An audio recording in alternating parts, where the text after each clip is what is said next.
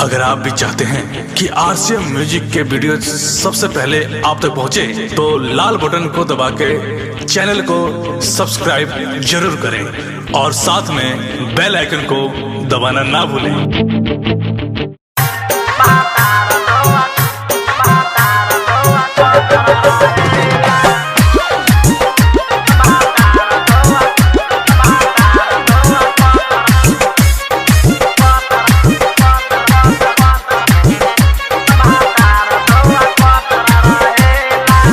हम बताई सखी ससुरा के बात, कैसे कहीं नहीं कुछ बुझा।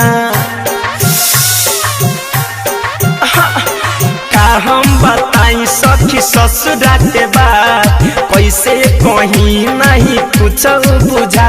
अरे होला अन्हार कपतिया पे हमारा हुआ के चढ़ेला। देवरे जवानी मोथेला भातार दोहा कतर रहेला। देवरे जवानी मोहेला भातार दोहा कतर रहेला।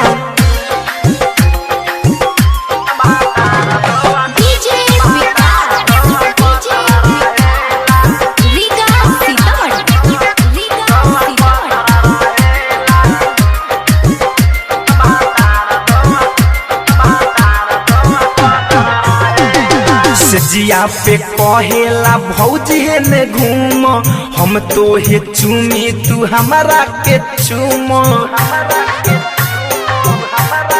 हाँ जिया पे कहेला भौजी ने घूम, हम तो हे चूमी तू हमारा के चूम।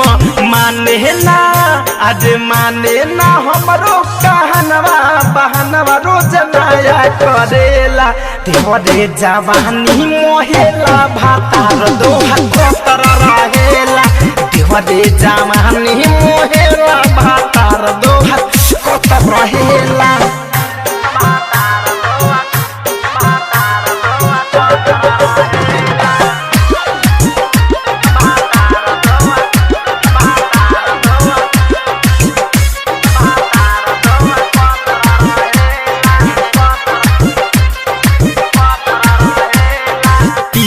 धनंजय न मानेला बतिया, धीरज दीवाना रोज तुरता खटिया।